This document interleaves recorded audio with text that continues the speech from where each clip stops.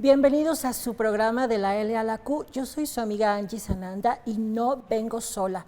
Venimos los tres mosqueteros. Vamos a adentrarnos en sus hogares para sacarlos del closet. Mi amigo es...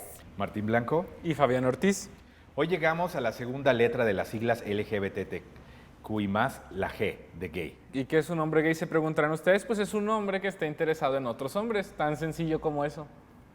Que en otros momentos se ha nombrado de otras formas, ¿no? Que de forma incluso despectiva. Claro, como choto, maricón, mariquita, vestida, Gracias. jotita, loca, Ajá, que vestida. torcida. Y no tiene nada que ver vestida. Por ejemplo, una señora me decía, ay, mi hijo es como tú, pero él no se viste de mujer. Yo, señora, pues es que su hijo solamente es gay, no es transgénero, ni travesti, ni quiere ser mujer, solamente se siente atraído por otros hombres, señoras, por favor. Y saben que antes todas estas palabras, pues sí, eran ofensivas hacia nosotros, ¿no? Pero ahora desde el orgullo las adoptamos y pues con la bandera en alto y con la frente en alto decimos, sí, soy y qué. Pues sí, es parte de nuestro argot, o sea, nos lo decimos entre nosotros, pero pues hay que recordar que, pues, si los dice una persona que no es de esta comunidad, pues podría seguir teniendo ese sentido un poco despectivo, ¿no? La comunidad gay estadounidense adoptó la bandera arcoírica inspirados en la película del Mago de Oz, protagonizada por Judy Garland en 1939, porque hablaba de una película de hombres o personas incompletas o que no eran parte de la norma. Y aparte, pues siempre se trata y lo que queremos hacer con este programa es descubrir qué hay al final del arco iris, ¿no? Y entonces empezamos ya con la segunda letra, que es la letra G, y nuestros especialistas nos van a explicar de mejor manera de qué se trata ser gay. La realidad es que siempre han estado ahí, no se veían, pero siempre han estado ahí otras formas de expresar el amor y otras formas de vivir la sexualidad.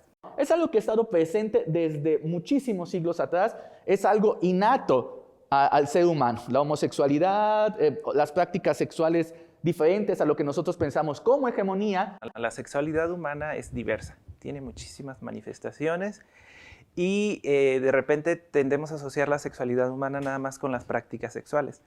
Pero la sexualidad humana tiene que ver también con el amor, con el erotismo. El concepto gay es nuevamente, como pasa con el concepto queer, es un préstamo anglosajón.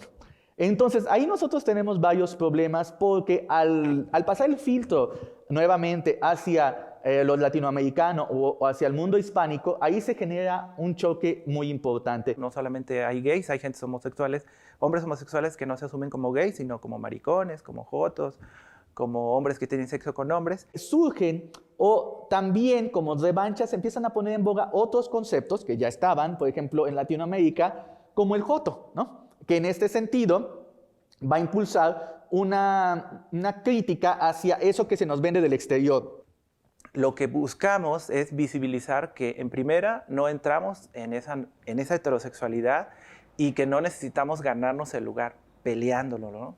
En realidad se ha vuelto una lucha porque ha sido una hegemonía esta visión de que el hombre tiene que ser heterosexual. Si tú no nombras estas identidades y no les das visibilidad, obviamente van a permanecer en un ámbito de marginación o ni siquiera van a ser observadas. De lo que se trata sobre todo es de la visibilidad. No somos personas heterosexuales, pero pagamos impuestos, pero necesitamos casa, pero necesitamos trabajo, necesitamos los mismos beneficios sociales que da al pagar impuestos, etcétera, ¿no? Entonces, así más o menos va surgiendo esa lucha de los hombres disidentes sexuales, de la norma heterosexual, y pues nos vamos agrupando, ¿no? Hay una gran exigencia para que se pase del discurso políticamente correcto a una consolidación pues legal, ¿no? En que todo el andamiaje legal realmente brinde una protección y un reconocimiento a los derechos de las personas que conforman la comunidad de la disidencia sexogenérica. A lo mejor no nos toca resolver todo ahora a nuestra generación, pero la generación mía disfruta de lo que lucharon mis ancestros y ancestras. Entonces sí nos toca seguir sosteniendo esta lucha para que las generaciones que vienen puedan tener todavía mayor acceso a sus derechos, ¿no? Entonces la lucha sigue porque, como diríamos, existo porque resisto. Karl Heinrich Ulrichs.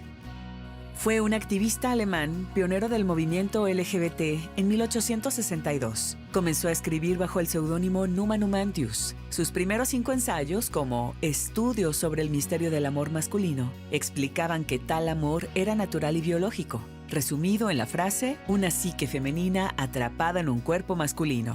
En estos ensayos, Ulrichs crea varios neologismos para describir las diferentes orientaciones sexuales e identidad de género. Palabras entre las que incluye Urning, para un hombre que desea a otros hombres, y Dioning, para los hombres que desean a mujeres. Estos términos hacen referencia a una sección del Banquete de Platón, en el que se discuten 2 tipos de amor. También creó las palabras para los correspondientes femeninos, Urnende para la mujer homosexual, además para los bisexuales e intersexuales. Poco después comenzó a publicar bajo su nombre real, posiblemente el primero en salir del closet, y escribió una declaración de apoyo legal y moral para un hombre arrestado por delito de homosexualidad. Fíjense que pues es importante señalar que estamos en la segunda estación de este viaje a través de todas las letras de LGBTTIQ. Y es la segunda vez que hablamos acerca de un escritor europeo. Hasta parece que en el viejo continente están unos cuantos pasos más adelantados que nosotros en términos de diversidad, ¿no? Pues es que la diversidad siempre ha existido y bueno, pues yo creo que ellos, sobre todo por el teatro, por los escritores, por tantos artistas, pudieron explorar mucho la expresión del género y de la sexualidad. Y gracias a eso, a esa exploración y a ese atreverse a hablar de, pues a muchos los llevó a ser víctimas de discriminación y, por ejemplo, en el caso del especialista que acabamos de ver, estuvo varias veces en prisión por atreverse a escribir sobre la homosexualidad y también se vio obligado a dejar su país también en muchas ocasiones precisamente por hacer lo que hacía y por ser como es, ¿no? Sí, y es que se apuntaba que cometía el delito de homosexualidad y pues no es un delito, o sea, simplemente es, como ya lo dijimos, un hombre interesado en otros hombres y nada más.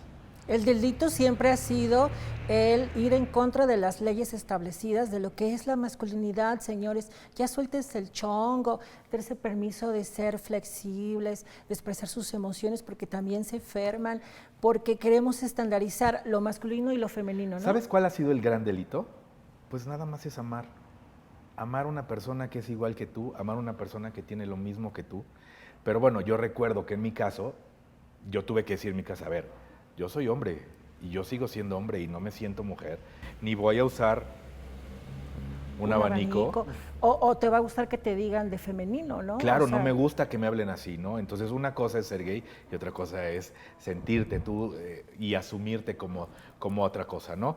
Y precisamente hablando de personas gay importantes en nuestro país y en el mundo, existe una pareja de hombres formada por Juan Carlos Bautista y Víctor Jaramillo, que ellos son activistas de la comunidad y aparte son iniciadores del movimiento gay en nuestro país y también precursores y fundadores de los primeros antros pues de la comunidad en nuestro país. Estoy hablando de una gran pareja y vamos a conocerlos. Somos empresarios, con mi pareja hemos tenido varios lugares, ¿no? En la Ciudad de México tuvimos 2 fondas que se llaman El Generalito. Tuvimos 2 bares gays que se llaman, porque todavía existen, aunque ya no son nuestros, que se llaman el Marrakech Salón y La Purísima. Y luego tuvimos uno que se llama el Marrakech 2.0. Después dejamos todo eso y nos vinimos a Jalapa. A partir de retomar personajes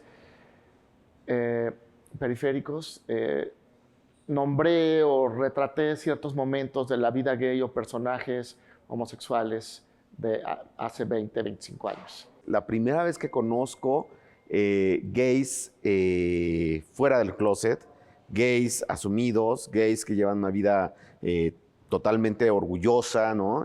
Politizada, y que son militantes del movimiento de liberación homosexual. Y entonces a partir de ahí me involucro, mi vida amorosa, mi vida sexual, es directamente también mi vida política. Una vez el Museo de la Ciudad de México, cuando se cumplieron 100 años del cine, que ya suena como a 100 años atrás, invitó a videoastas a elegir a su película favorita y intervenir su película favorita, y yo elegí El lugar sin límites de Ripstein, donde también salió Roberto Cobo, e hicimos otra vez el baile de la Manuela. Bueno, él no se hubiera logrado ese trabajo sin esa intimidad, esa cercanía, que él se sintiera cómodo conmigo, porque era desnudar a un señor de más de 70 años. Le dimos una interpretación a un poema de Elías Nandino que se llama Las leyes de la gravedad, que es llegar a la vejez lleno de deseo. En una marcha, yo de repente dije, yo quiero ir de ángel, ¿no?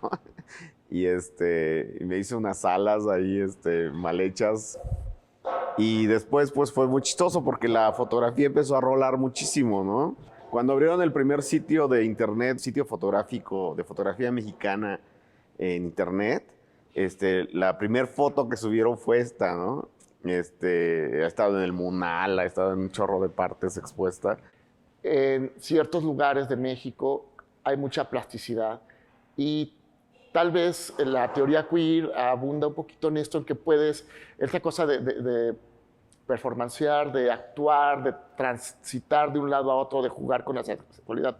Eso sucede en Veracruz y eso da cuenta Amor Chacal, ¿no? de la plasticidad sexual en los varones jarochos. Aparte de esa represión policíaca y obviamente de la estigmatización social tan fuerte que había, abajo de eso había un submundo que una vez que lo descubrías, ese mundo, la verdad, era muy divertido.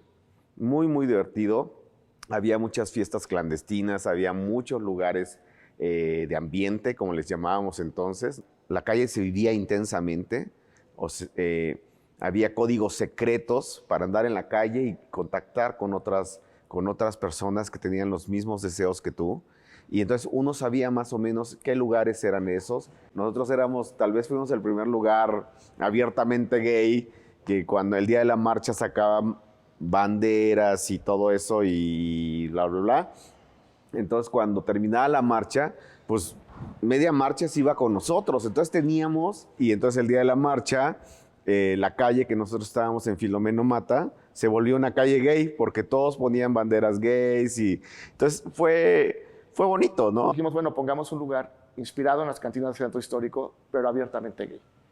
Y donde decíamos que éramos hetero-friendly, o sea, ahora al revés, los heteros eran bienvenidos. Todo mundo cabía ahí, o sea, llegaban de las lomas a revolverse, a revolverse con todo el mundo, a bailar con los albañiles, el niño fifí, a dejarse sangolotear por los soldados, el intelectual, y así era, ¿no? Eso se perdió definitivamente. Pues ahí era un lugar donde se sentían cómodos, porque además pues luego terminaba el vaquero dándose un beso con el emo, el dark, con el punk, el oficinista, con otro oficinista, ¿no? Podía suceder todo, porque a la gente le gustaba ver a otro distinto. Finalmente, eso era lo que gustaba y nosotros lo asustábamos mucho. Uno de los costos de haber sido aceptados, uno de los costos de empezar a entrar en la dinámica social, en la dinámica central de la sociedad, fue justamente que perdimos todos esos espacios que eran posibles porque estábamos al margen. Que es muy padre desde el punto de vista de lo legal, de los derechos. Pero también nos hemos vuelto conservadores, nos hemos vuelto clasistas, porque antes, como los gays éramos como unos parias, no tenías herencia, eras desplazado en tu familia, entonces te hacías pareja con otro gay, el que fuera, o sea, simplemente tenía que haber amor, gusto. Aquel encanto que tuvo la vida gay durante muchos años se rompió. Yo creo que eso tal vez ya sea inevitable, creo que no hay vuelta atrás, ¿no?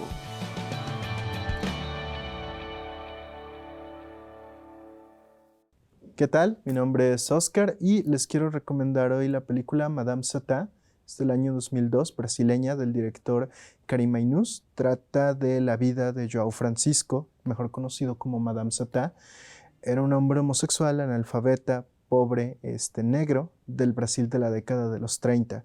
Nos muestra un poco de cómo su vida estaba envuelta entre el ser un proxeneta, el ser una estrella, el ser amante, el ser padre adoptivo, y de cómo pues ciertas discriminaciones van una junto a otra y es lo que impide a veces que ciertas personas pues puedan destacar tanto como quisieran. Fíjense que a nosotros como jóvenes gays a veces se nos olvida ser un poco más agradecidos con las generaciones pasadas, ¿no? Porque yo he visto muchos chavos de mi edad o que rondan en mi edad que señalan y apuntan con el dedo a personas gays, sobre todo celebridades, ¿no? Que porque tienen actos o comportamientos misóginos o machistas y se nos olvida que su vida fue mucho más complicada que nosotros, que a ellos son a los que les tocó luchar la parte más difícil. Porque digo, uno como joven puede luchar, pero ahora tiene muchas facilidades y muchas protecciones que antes no existían. Entonces yo por eso siempre estoy agradecido con gente como tú, Martín, con gente como Juan Carlos y como Víctor. Y creo que tenemos muchísimo, muchísimo que aprender de personas como ellos, porque son hombres que lo lograron todo y lo lograron todo juntos. Entonces, de verdad, chicos, tenemos muchísimo que aprender de gente como ellos. Y así como tú estás aprendiendo de gente de mi generación aprendimos de gente como Juan Carlos y Víctor, que realmente son los que abrieron brecha, los que forjaron estos caminos en donde decía Juan Carlos, a nosotros nos tocó fiestas clandestinas, Sí. Manejar un lenguaje en la calle para que no nos cacharan que éramos así, ¿no? Y a nosotros también, Angie, tú lo recordarás, nosotros cuando empezábamos a ir a los antros, aquí en Jalapa o en el estado de Veracruz, lo hacíamos de manera escondida. De manera escondida. Y sabes que todos estos lugares para la diversidad fueron un semillero para que las personas puedan ser ellas mismas, porque yo tenía que llegar, yo no podía salir de mi casa así como ven, muy bonita, como Angie. Yo tenía que salir de niño porque mi mamá no me dejaba, y pues llegábamos a esos lugares a ponernos la peluca o a ponernos lo que podíamos, ¿no? Y hay tantas formas también de expresión, de conocer otras personas. Y es como dice Juan Carlos y Víctor, esto nos llevó a abrir precisamente lugares donde la gente pudiera entrar, pudiera expresarse, como es el Marrakech, la Purísima. Si no han tenido la oportunidad de ir a la Ciudad de México, vayan, visítenlos. Luego llegan aquí a Jalapa precisamente a crear este lugar donde estamos haciendo de la L.A. popular. También visítenla, por favor. ¿A dónde creen que vamos, chicos? Vamos a ir a la palabra del glosario y vamos a ver qué tal les queda la siguiente ¿Qué tal palabra. eres tú con el abanico? Ay, Uy, no, pues sí mira. es. Sí es. ¿Verdad? Ya se verá. Vamos a ver.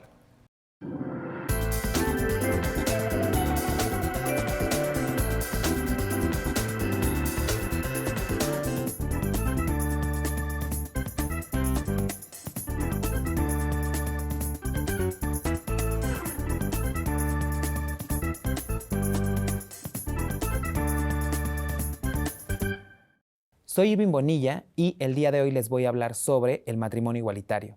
El matrimonio es una de las tantas maneras de integrar la familia mexicana. La Constitución Política de los Estados Unidos Mexicanos protege la pluralidad de las familias, sin mediar discriminación por la manera en la que ésta se ha constituido. Entonces, cuando alguna legislatura del Estado restringe que las personas homosexuales puedan acceder a constituir la familia a través del matrimonio, violan el derecho a la no discriminación por orientación sexual, siendo una obligación del propio Estado proteger y garantizar los derechos para todas las personas bajo su jurisdicción. Los criterios de la Suprema Corte de Justicia de la Nación han ido encaminados en ese sentido. Por lo tanto, aquellas legislaturas que no acatan esta decisión de la Suprema Corte y que han permanecido renuentes a adaptar sus disposiciones comprometen la responsabilidad del Estado. Como gay y usando el Grindr y las aplicaciones y la vida frívola de entre más coges, entonces eres un gay más exitoso, y si lo presumes mejor, y si lo subes al Twitter mejor, y si aparte dices que eres un rockstar y te estás drogando todo el tiempo, parece que todo eso es una vida que ahorita los gays lo ven como fiesta, como símbolo de éxito. Creo que se ha disparado el consumo del cristal en el sector gay, porque al mezclarlo con la actividad sexual es altamente placentera en una etapa. Pero el cristal es una droga tan agresiva para el sistema nervioso central que evidentemente desde el primer fume sentí los efectos. Fue inmediatamente ascendente mi consumo. O sea, empezó con un fume, pero no se detuvo. Después viene una etapa en la que ya estás ansioso, que el bajón es muy severo porque te da una depresión así al día siguiente, una depresión que si no sabes los efectos secundarios, te agarra desprevenido, estás deshidratado, etc. Entonces, para evitar eso, como buen adicto, pues sigues consumiendo. Pero en la tercera etapa es justo cuando esto empieza a irse en picada. Yo no hice nada de producción artística porque no podía. O sea, no puedes tomar decisiones, te vuelves un zombie viviente. Y le pido a mi hermana, ayúdame a buscar una clínica, una terapia, quiero dejar de consumir cristal. De repente creí que ya me había muerto y que estaba en un lugar como el purgatorio, porque estoy todavía con los estragos del consumo. O sea, yo sigo drogado, porque aparte del cristal queda en tu organismo meses. Privado de la libertad, en un lugar sin las mínimas condiciones ni infraestructura. Era un anexo donde no había ni papel de baño, había una sola taza para 40 personas. Cuando llego al anexo soy el único gay, hay 39 hombres, todos son héteros, son sicarios, son ladrones, son asesinos. Y no estoy exagerando, o sea, las historias que ellos cuentan en esto que se llama tribuna, pues dices la verdad, porque una de las reglas no escrita es que todo lo que digas ahí se queda ahí adentro. Y me doy cuenta que ese lugar de castigo está lleno de personas que estamos padeciendo pues como un secuestro donde nos prometen rehabilitación, pero que no va a haber. Entonces yo digo, esto lo tengo que registrar.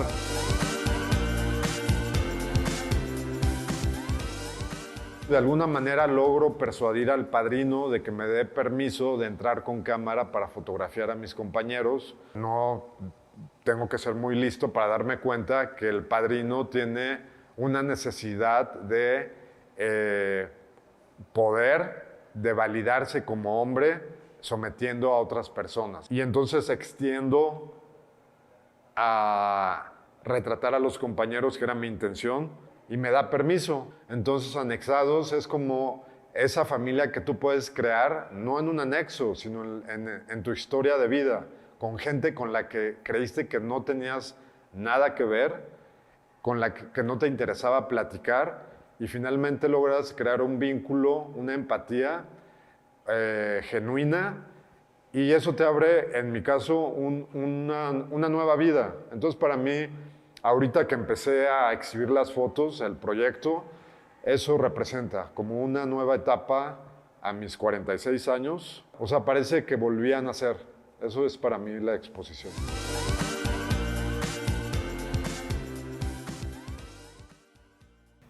Pues yo estoy un poco conmovido por la historia de Valerio.